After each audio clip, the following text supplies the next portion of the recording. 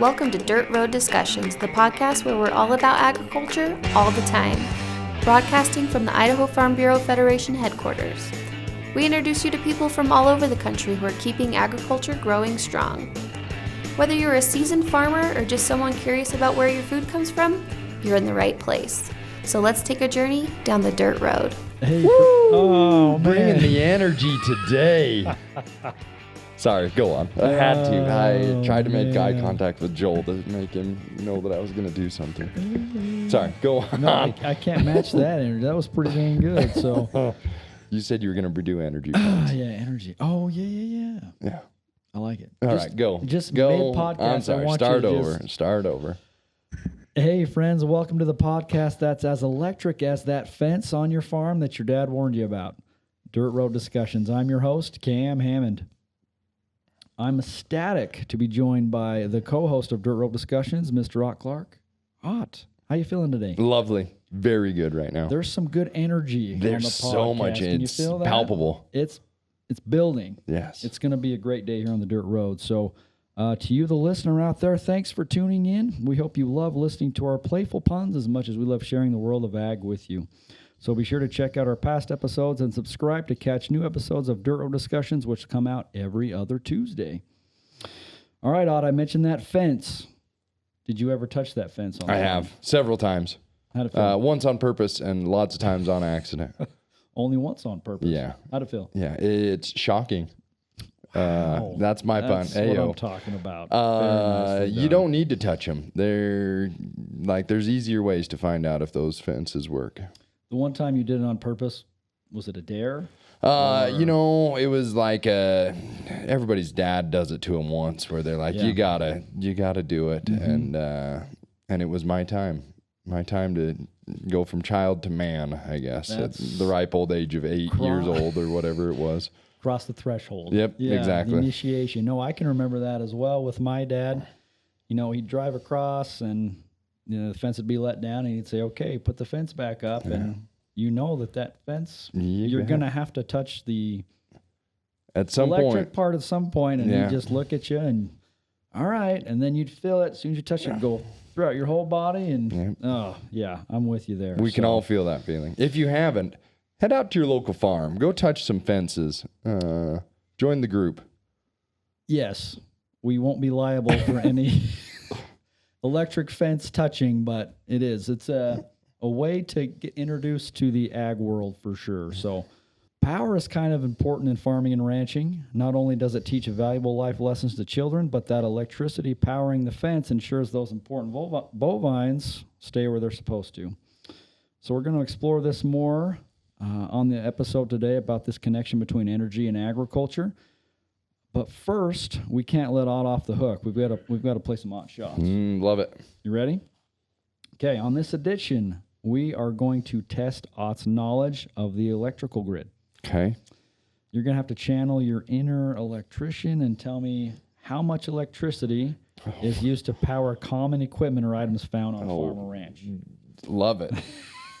This is my specialty. Oh, man, you can tell he's excited. All right, it's going to be fun. The first one, about how much electricity does a typical center pivot irrigation system use when running? And there's zero A, B, or C choices. No multiple choice. Man. Oh, geez, Cameron. So this is going to be in kilowatts. Good, because that's center pivot. That was part of what I was going to guess. A pivot? Pivot. That's a lot of kilowatts. Mm-hmm. I'm going to say 100. 100. Ooh. Is 100 even close? Good guess, but you are a little bit high Hey, there. okay. Yeah, a little bit high. So according to the internet, about 30 to 60 kilowatts can run a pump, or run a pivot, I should say. And running for 24 hours at a time can use as much power as several homes combined. Okay. So there you go. Yeah. All right, number 2. 0 for 1 so far. Okay. How much electricity does a medium, well, let's just say a dairy milking parlor use per cow per day? Oh, per cow? Per cow. Much smaller. Mm-hmm. Is it still kilowatts? It is. 1 kilowatt then. You're close. 2 to 5. Oh, man. 2 to 5 kilowatts. So, and the big energy the big energy users in the parlors are the cooling milk systems and vacuum pumps. You got to cool that milk. That's right. Okay. Not great so far. We'll keep it rolling. Okay.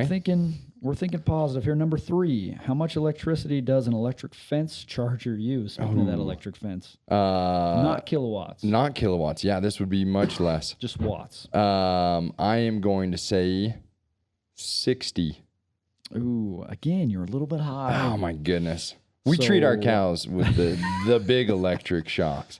When your cows touch that fence, they know it. They don't. You bet. Forget that. Okay. No, 5 to 25 watts. Oh, yeah. Yeah, 5 to 25 These all sound like watts. they're probably right, but yeah, I believe you. Thank you. Yeah. The internet, right? Yeah. So, okay. Number 4, how much electricity does a large potato storage ventilation system use that you'd find in a cellar? Oh man, is this a kilowatt? This is a kilowatt. I'm going to go with 7. A little higher. 70. A little lower. 17. In the ballpark. Hey. 10 to 40 kilowatts. Okay. All right. So keeping those potatoes cool and ventilated, super important. Okay. All right. And then the last one here. Can I just chime in and say this is the worst game that I've ever played? Go on. What's the last question? Me not doing multiple choice is a little bit man. mean, but that's okay. You're tough. I'm going to get this one. You touch those fences. I've got a growing good up. You're feeling. Tough. All right. The last one. How much electricity does a tractor block heater use? Oh, geez. Not kilowatts. Think watts. I'm gonna say that's even less than I'm going 13. More than you would think. 31. We're talking in the hundreds. Really? 300. I'll spare you here. Thank you. We're gonna go. The answer is 750 to 1500 watts. No kidding. To plug that tractor block heater in. Yeah, you'll definitely notice that adjustment or that cost on your energy bill. So yeah. Anyway, I'd say great job, Ott, but no, that was terrible. I would disagree with you if you said that. We'll have to ask our guest here about how he would have done. But anyway, thanks for playing Ott Shots. Better luck next time. Next time. I'll get him next year. So agriculture has always depended on reliable, affordable energy, from diesel and tractors to natural gas and fertilizer production to electricity powering those pivots and, of course, that electric fence. But now we're sharing the grid with artificial intelligence, cloud storage, and this high-speed computing. The question isn't whether growth will happen, rather how it happens, and then who carries the cost. All right, so let's follow those power lines that stretch beyond our fence rows and learn more about what rising electricity demand could mean for people who grow the food and fiber that keep this country running. Because when the grid gets stressed, it's not just a utility issue, it's a farm issue. Here on Dirt Road Discussions, where every bump tells a story. All right, we are charged up today with our guest who can shed a little light on this current topic. That person is Eric Olsen. Eric is an attorney with Echo Hawk and Olsen out of Pocatello, Idaho. And Eric is with us here today. So, Eric, thanks so much for being here with us on Dirt Road Discussions. And how are you? Good. Thank you very much for having me on here. I appreciate it. Yeah, we're excited to visit with you. And be honest, how would you have done with those questions? Probably better than not? Probably not a whole lot better because it's been a while since I worked on my parents' farm or worked moving pipe for former educators of mine as a young man. So it's out there. If you were talking about, size of power plants or those type of things, I probably could have been a little bit more honed in on it. Gotcha. Well, we might get into that. So, but yeah, as you just found out, Eric is a farm kid. So we're excited to visit with Eric and learn more about his background. So let's jump into it. Tell us about yourself and about that farming background. Right. So. Well, I was born and raised up in Idaho Falls, Idaho. Lived in between Idaho Falls and Yukon, just on a small farm. My parents were both educators, a California girl and a Rigby guy that found each other. And so my dad was a school principal, school administrator, and a hobby farmer. But it was good for us as kids to work on the farm, and we, raised animals, irrigated, flood irrigated our property, etc. And so I got good at, moving dams and doing those type of things. And then I also had a chance to move a lot of pipe for other farmers in the community, growing up. So really good. And so I was not one to follow in the education vein and went the law route. When I was in undergraduate, I was an economics major and thought, well, economics, you can't do a whole lot with that unless you move on, either graduate wise. And I saw the law as an opportunity. So I was able to pursue that route. I actually have a specialization in tax law as well. I've gotten a master's in tax in addition to my JD. And so I practiced here in Pocatello since I graduated law school back in 1993. So. All right. And like we mentioned, you moved enough pipe to know that you didn't want to move pipe for your profession. So, yeah, but now you help the people who water and irrigate. So exactly. Yeah. So I've had the opportunity to work with the Idaho Irrigation Pumpers Association for almost 25 years now. So a pretty substantial portion of my career or whatnot. So I've gotten to know, and I have that agricultural background and have a lot of, close friends in agriculture, and, irrigating the ground here on the Snake River Plain, outside of those who have canal or different types of water rights who pump out of the ground or pump from a canal system or whatnot. It's really important.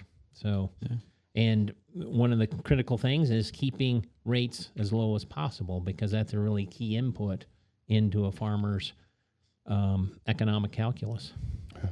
Okay, I think the first question must be, did you touch a fence as a child? Yes, I did. Okay, I'm glad. That's all I needed to know. I don't need any background to that story. Eric's in the club, yeah. Yeah. I think my older brother forced me to do it, but I did. Good. That's what older brothers are there for. We're talking about Idaho and Idaho Power. Idaho has had some huge amounts of growth over the last decade. Can you talk about some of the big drivers in what's driving up Idaho's power costs? Right. Well, one critical document that anybody can go look at is the Integrated Resource Plan, and a lot of this information is pulled from Idaho Power's the acronym is called the IRP, and so specifically one of the major drivers has been population growth here in Idaho. Clearly pre-COVID. And then COVID, I think, accelerated that even more. I think the growth rate here has been between 1.5% to 1.7%, just population. So prior to the hyperscalers or the AI boom, it was really a lot of just residential growth that was going there. And so that's one major thing.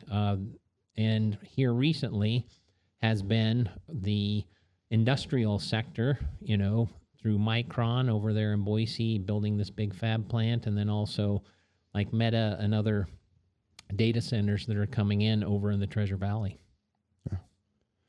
And they see Idaho as a great place to build a data center because our power rates are a little bit lower, correct? That's correct, because Idaho, its historical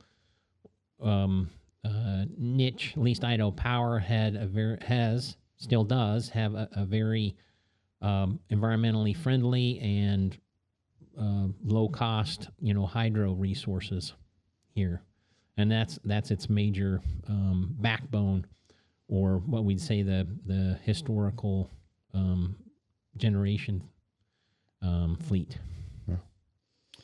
So these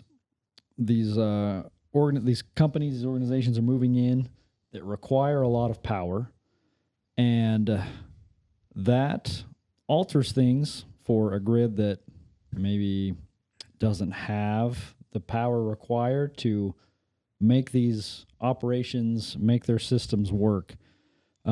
There's a word that I think has been used to define these groups. They're called large loads. Is that correct? Could you touch more on what large load means, large load customers? Right, sure.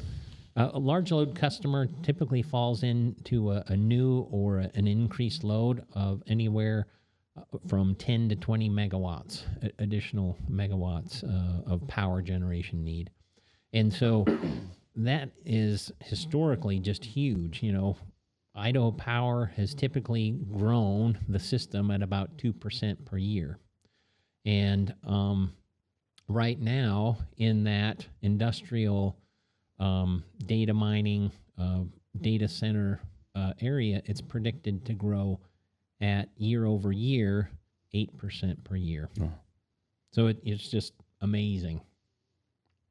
So if I could, for follow-up, for context, a megawatt, let's say 1 megawatt, how residentially, how much does 1 megawatt power? That 1 megawatt will typically power, and I hope I'm right here, right around 300 to 400 homes. Okay. So we're talking a lot of power. That's right. So you are talking about thousands of homes growth-wise here. And so specifically these new large loads we have over there in the Treasure Valley, and historically, we want the state to grow. We want all business to do well.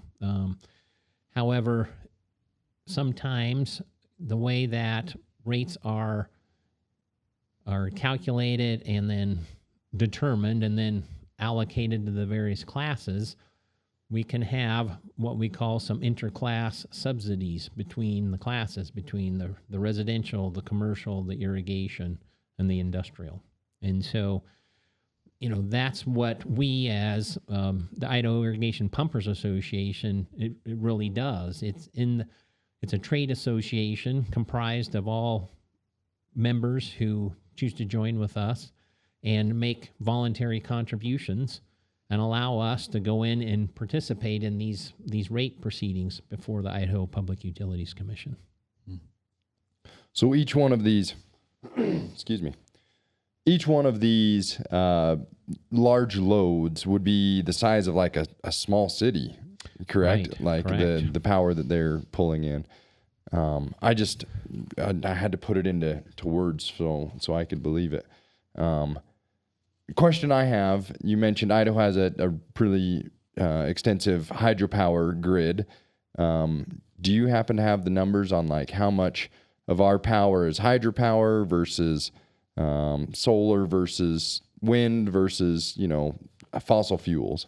Yes, I have some percentages here on the Idaho Power System. So hydro makes up about 38% of the generation resources that Idaho Power has. And then after that, we have natural gas or thermal generation that is in 19% range. And then after that, it's coal.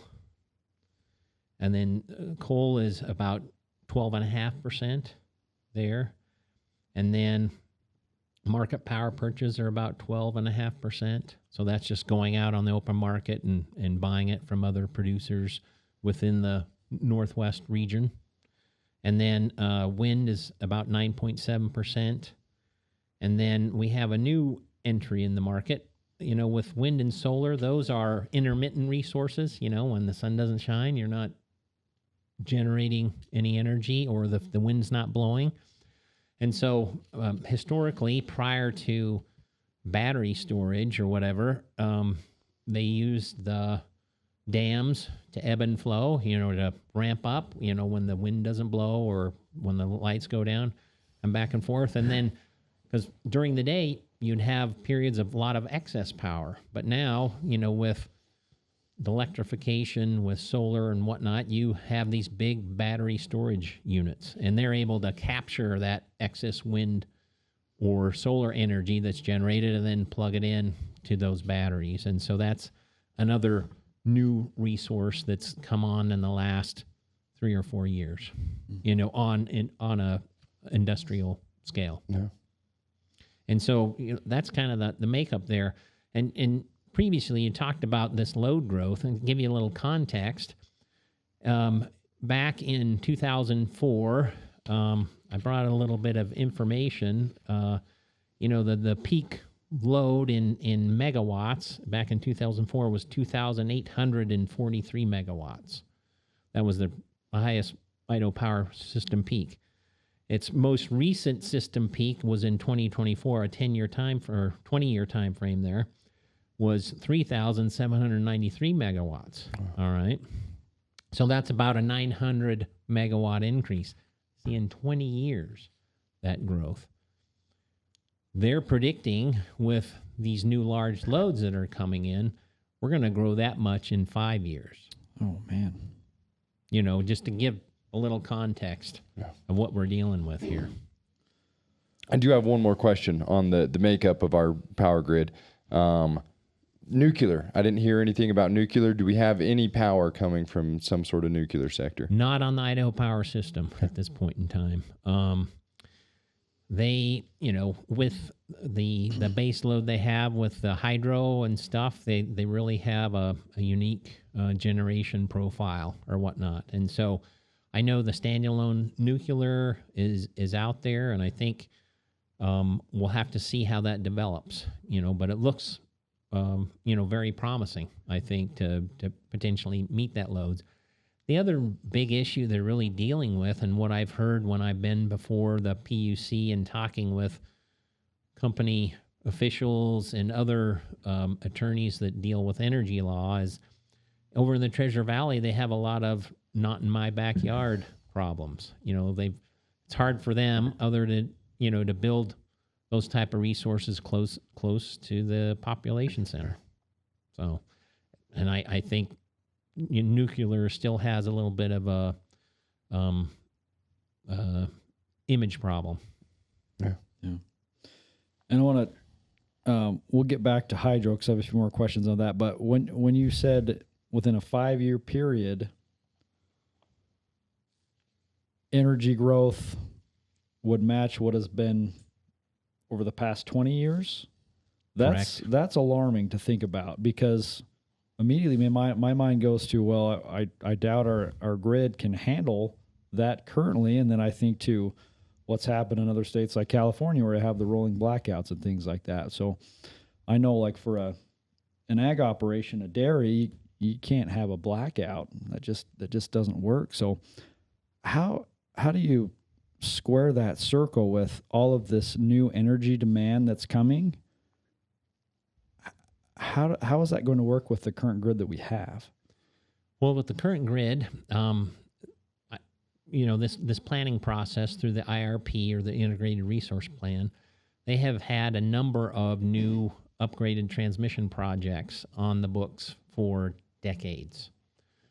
Now, that was just looking down the road and saying, we're eventually going to do this, or if we can access these other wholesale electric markets, we could be able to take advantage of lower prices on West Coast or down what they call the Southwest Intertie down in New Mexico, Arizona, Nevada type area. And so they've tried to put those in the planning process through there. What has happened, while those have been in that IRP for many years, now they actually have in this planning process these additional firm loads, aka Micron, Meta, and all this stuff. And what it has done is accelerated, in sense of timeline, their need for those things. And so right now, right after Meta came in and struck a deal with their special contract, that used up all of Idaho Power's excess capacity at that point in time, and that was just within the last 2 years. And now, we as the Idaho Irrigation Pumpers have participated in 8 rate proceedings in front of the commission in 2025, which is, unbelievable banner year for what we've had to do in a regulatory context. And those were all dealing with new resources that they are going out and getting permission from the Idaho Public Utilities Commission to go out and acquire those resources. And so they've done all that. And so they're out there, and this is all part of that spending that's going to happen here in the next 5 years or whatnot. And then, unfortunately, they say, well, even past 2030 or 2031, they just filed another case and said, we need another 200 megawatts of power. So they're out there, Idaho Power's out there going to spend like a drunken sailor, drunken farmer. I don't know. It's crazy. Yeah. But when they spend, of course, that I feel like when you spend, you're gonna have to pay for that somehow, which means that burden, that expense is gonna go to the people paying the rates. That's gonna shift to those in agriculture, right? Would you say that's fair? That is fair to say, yes, and the other rate classes. And so the thing we're experiencing is, all right, the projected growth rate of the irrigation class is really more or less flat. They projected in that IRP of about 0.5% per year, but it goes up and down depending on the water year we have and how hot of a summer that we have, whether it's wet or whatnot. So it just really lumbers along. It's about 1,750 megawatts, the last, that size of that class, or 750. I may be getting that wrong because it's megawatt hours. But anyway, but it's the irrigation class is probably about the third largest class, third or fourth. It's up there, but with the largest being the residential class there. And I apologize, I'm kind of lost my thought there, so help redirect me on the question again. No, yeah, you're just fine. I'm thinking about Idaho Power going out and trying to acquire these resources, paying for more. I mean, someone's going to have to pay for them to do that, which falls back to the people paying the utilities, and especially those who use a fair amount of power, those irrigators, those farming operations. So. Exactly. And so what will happen is they'll go out and acquire these resources or build this new infrastructure for transmission lines, those type of things. And then they'll come into the commission and say, hey, we've invested this much new capital, and how a regulated public utility in Idaho works is, and farmers wish they could do this, but basically say, we've invested $100 million X dollars or whatever. We are authorized to make a rate of return of 9.5%. So here's that rate of return annualized moving forward. Here's the increase in rates that we need to have overall. And then the question comes down, all right, how do we segregate that amongst the various customer classes? Just in the most, simplest sense. And those costs get spread across. Think of, peanut butter sandwich. You just spread it all over. Everybody has that slice, that gets, part of those costs. And what we saw coming here in early 2025 was that, holy cow, Micron, with its new chip fab plant over there, they're going to need, potentially in the next 4 years, an additional 500 megawatts.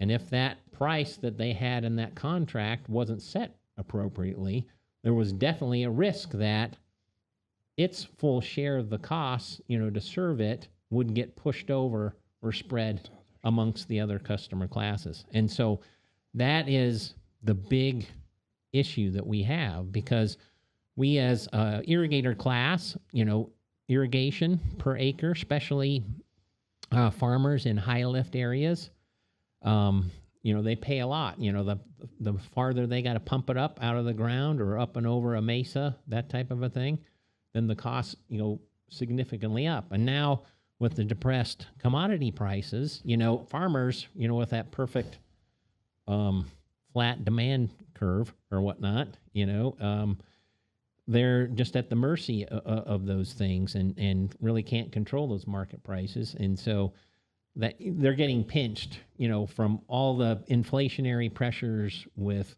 their inputs And, power is one of those big ones. And this is going to put more pressure on those inputs. You touched a little bit on the organization that you work with, the Idaho Irrigation Pumpers Association.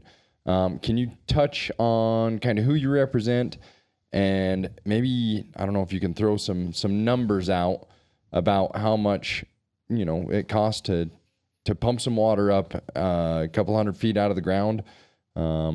And I think a lot of individuals that are just listening that have never had to pay that bill don't have any idea how expensive those wells, deep wells, can be.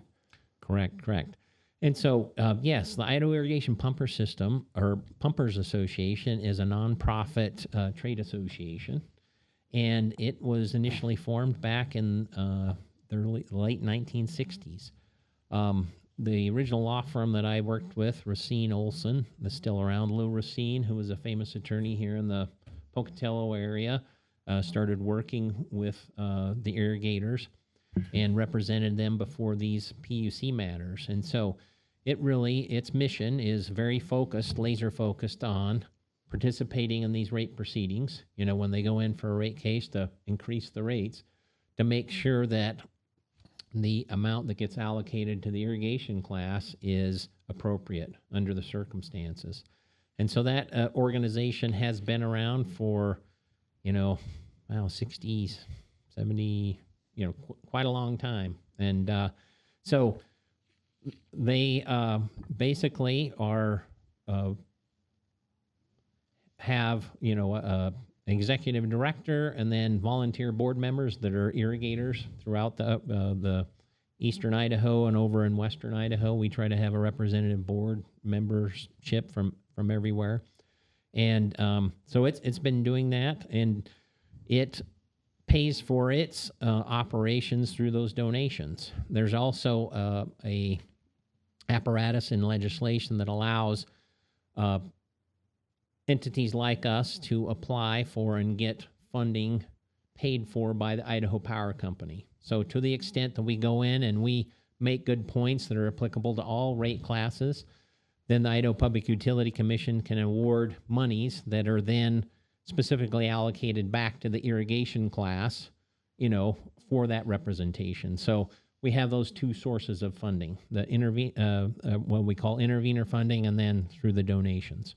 So that's a little bit about IIPA. And what was the other part of the question? I forgot.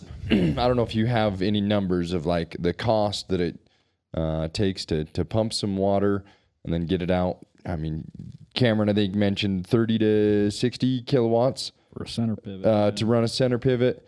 I don't know if that takes into account the deep well that goes in there as well, but I just don't know that somebody that's not running a farm has any idea how expensive that is to run just one pivot. Right. So I can't get that granular, but I can give you it in context of amount per acre per year. You know what I mean, as far as the cost inputs.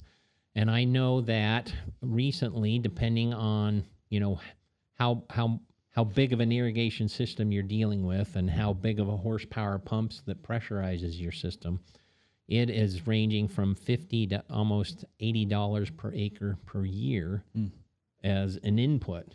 So it's similar to like your fertilizer inputs or your seed inputs. That's how they look at that thing. And at this point in time, with the back-to-back rate increases in 23, 24, and 25, we've had rates increase almost 17%, for the irrigation class.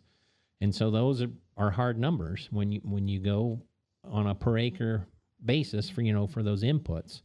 And so it's really a hardship. And I think given the commodity prices plus the input costs, I think a lot of farmers may be looking at it and cutting back and not going to farm as much because they can't make the economics pencil out with those inputs. Yeah. No, I appreciate you putting that into context, because that's kind of where we're at right now within agriculture, as we have depressed commodity prices, but those input costs are still really high.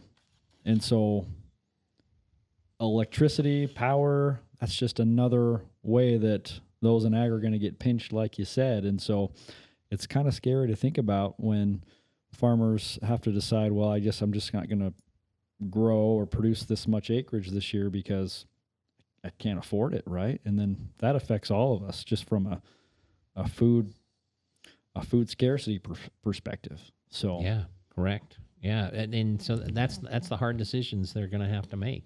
yeah, scary to think about.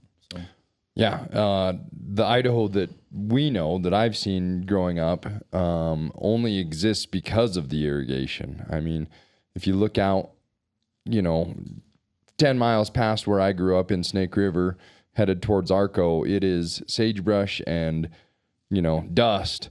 But, right where I grew up and lived, there was green fields because we were able to irrigate. So to go from irrigating to non-irrigating changes the complete landscape of the area where I grew up and all across Idaho. The only reason we exist here in Idaho is because of the irrigation that we've been able to utilize based on the individuals that built those canals and dug those wells, 50, 100 years ago.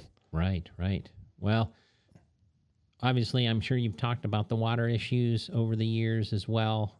That's part of it. And here, to the extent that agricultural land does go fallow, then you have, those water rights. And that's a big issue. Where does that go, or how does that affect, the system as a whole? yeah. All right, Eric, I've got a question for you. I didn't share this one with Ott, but I want to share this one with you. This goes along with our conversation. So we talk about these data centers with Meta or these chip fab processor manufacturers like Micron. So we're talking about a single data center server rack, and I'm not sure how big that is, but how much electricity do you think a single rack uses in one of those data centers? Wow, I would say 2 to 3 megawatts. So you're close.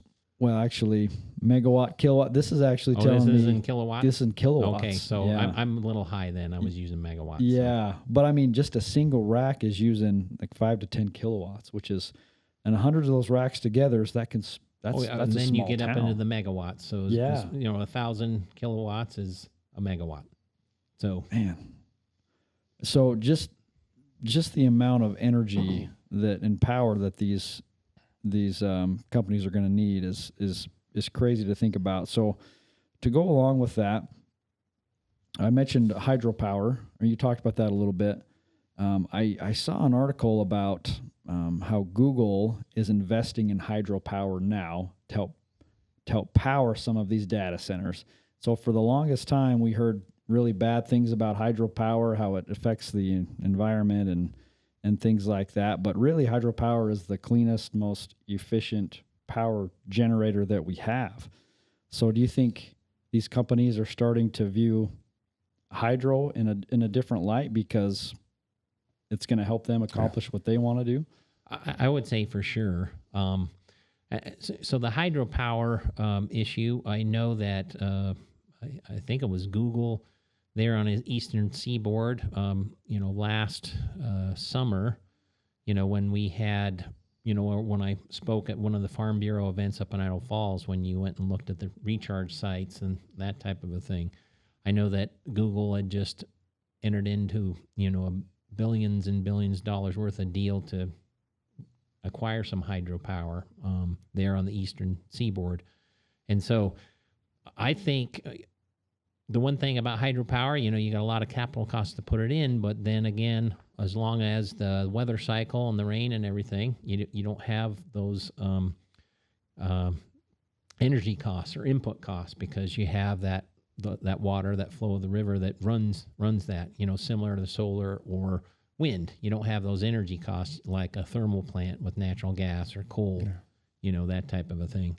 And so I think they're looking at this point, at any and all options.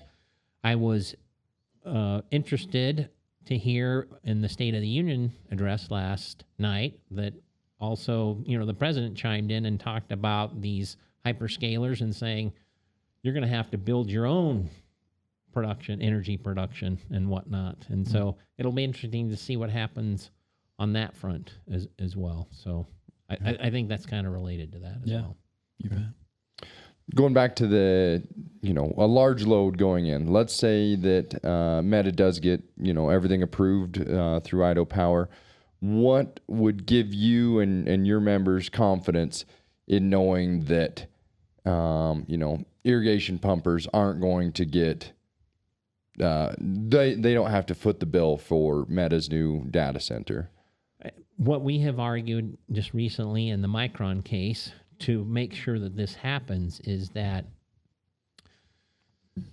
we want to have the Public Utilities Commission require these new large loads to pay for what we call the incremental cost to serve them. Because right now, like I said, when Meta came in, all the additional capacity that Idaho Power had was used up. Mm-hmm. So they're out there acquiring these new resources.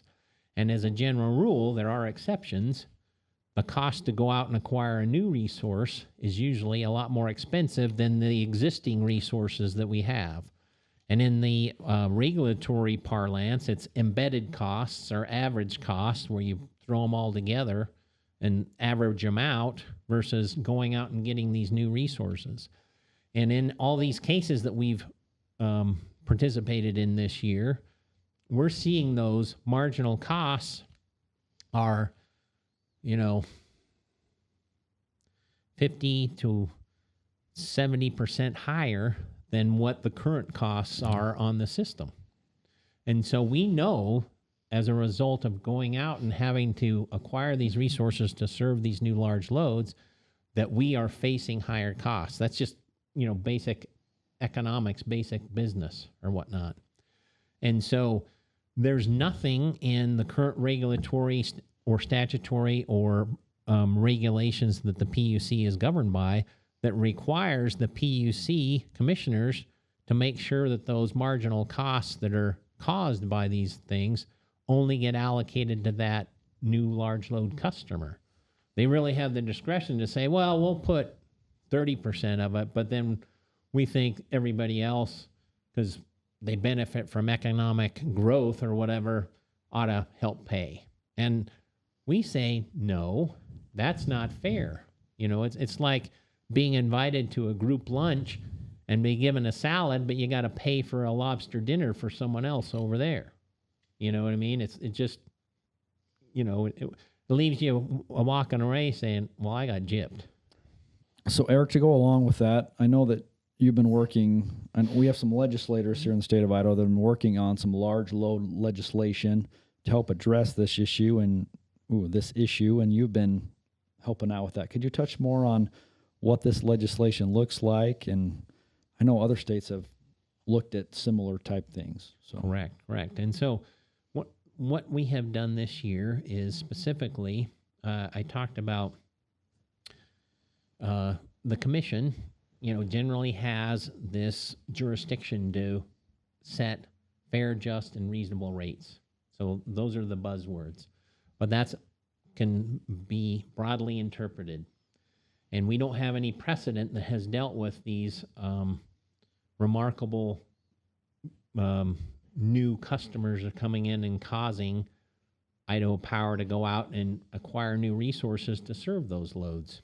And so what we want to do is put in statutory format the requirements that the commission would have to follow in order to approve contracts with these new large load customers.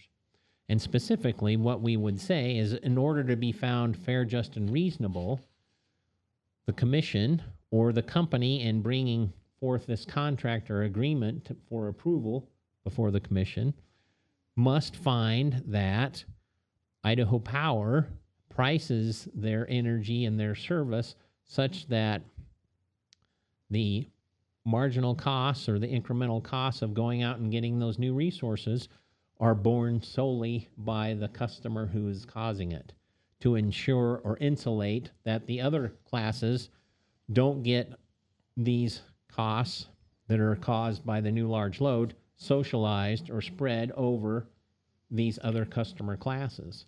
And so we think it's necessary. Right now, the legislation has been introduced over there in Boise, and we had an initial meeting with representatives Idaho Power, and they're saying, oh, it's not necessary. You don't have to fix a broken system. It's not broken. Trust us. We're going to make sure everything's good.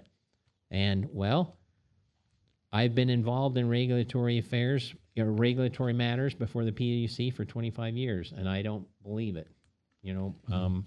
When you have these significant costs, there's just always, without, I think, clear direction or clear sideboards put on what the commission needs to do, I think there's room for error.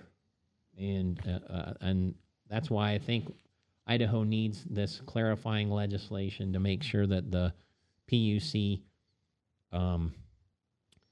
has fair, just, and reasonable rates by making sure that these new larger loads pay their way. Yeah.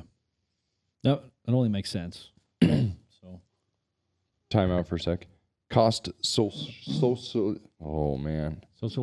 Socialization.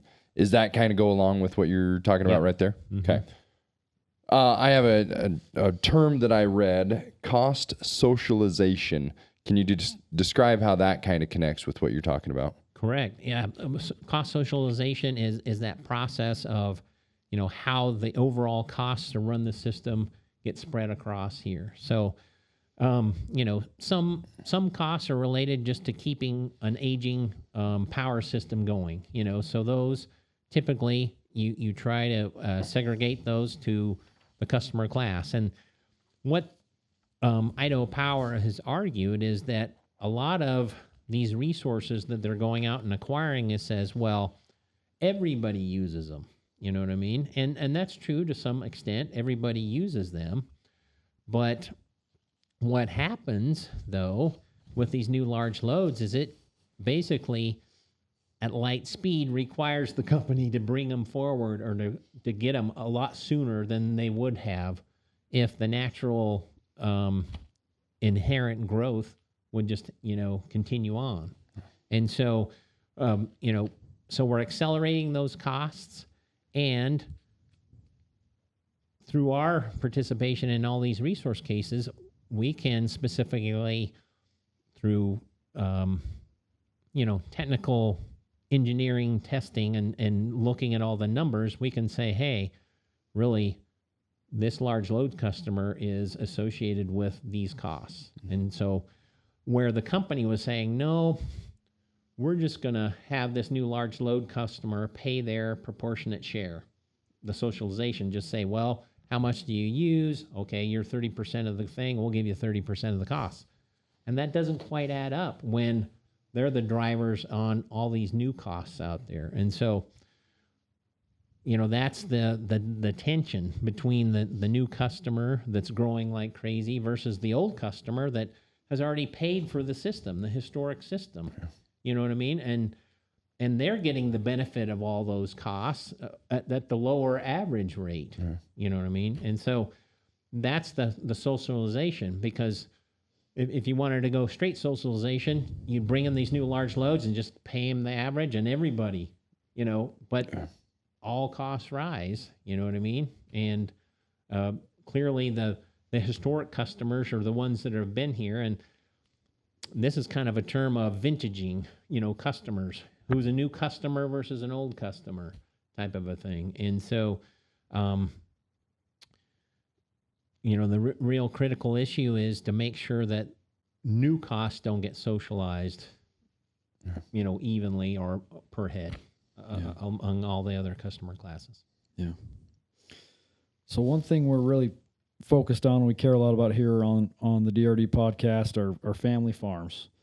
We want to make sure that family farms are viable and they keep farming for generations. So with something like this is something that farmers and ranchers maybe aren't as aware of, but really need to be paying attention to, because like we discussed, this will definitely impact their bottom line and maybe determine whether or not someone keeps farming. So Eric, what can your farmer, your rancher do to help address this issue and maybe help with this legislation, make sure that it gets passed? Well, certainly what they can do is talk to their own current legislator and just say, hey, I know that there's significant growth of load growth here in Idaho, and talk to their legislator and say, hey, please, get educated about those issues. And I know that there's legislation through the trade association, the Idaho irrigation pumpers, that supporting this. If they could go out and talk about those issues. I know that recently we've had one of our members, Adam Young, up in the Blackfoot area, do an op-ed that has run, on those similar issues. And this is nationwide, that's happening. And so that's a key part of it. And then there are also other things that they can do. There's other programs that irrigators can participate in. They have on the Idaho Power System, the Peak Rewards program, and that's what we call a demand response program, where irrigators will turn off at peak times when the demand is highest on Idaho Power System, and then they'll get paid money to not irrigate, during that time. Obviously, that's a balancing act because you got to get enough water on your crops, and whether the economics work. But that's one program that we've championed over the last 20 years as well. And so, that's one way I think they can help out. And then energy or irrigation efficiency. There have been in times past a lot of programs where they'll pay to switch out nozzles or do things to have more water efficiency or irrigation efficiency stuff. And so I don't know about all those programs, but I've brushed with that and dealt with it, a little bit in the last 25 years. Yeah. Eric, on the Dirt Road Discussion podcast, we like to look down the road. What do you see truthfully in the next 5 years with Idaho's not irrigation, but electrical grid? We are in for a ride. As we talked about here, in the last 20 years, we had about 950 megawatts of growth, the peak growth. And that's supposed to happen more than that, about 1,200 megawatts in the next 5 years, if everything goes that way. Idaho Power, in their SEC filings, have clearly said we're going to invest these about $5.6 billion in the next 5 years to meet that growth. That's about they will basically, from 2024 to 2030, will double their rate base, double their investment in the electrical system. Someone's got to pay for it because they are guaranteed a rate of return. And what we have to do as agricultural community is to make sure that those who are causing that growth pay for it. And that's what we're trying to do with our legislation. That's what we try to do in participating in all these programs this last year. This 2025 was historic. I've never participated in so many proceedings, and it's cost the irrigation pumpers close to or over $200,000 with professionals to go and participate and do all that stuff. Now, granted, we've gotten a lot of intervener funding for that, but it doesn't cover everything. You know what I mean? And so we're out there just raising the alarm. Well, once again, we've been joined by Eric Olsen. Eric is a native Idahoan and an attorney with Echo Hawk and Olsen out of Pocatello, Idaho. So, Eric, thanks so much for the info that you shared and for the work that you do to I guess, advocate and defend our farmers and ranchers. So it's very enlightening, kind of scary about what's coming down the pike, but we appreciate all that you do to help make sure that our farmers keep on farming. So thanks so much for visiting with us. I appreciate the invite, and we're going to be out there protecting the farming way of life and making sure that we have reliable electricity to irrigate crops. here in the foreseeable future. So. All right. All right. And with that, we'll wrap up another episode of Dirt Road Discussions, and we'll see you down the road.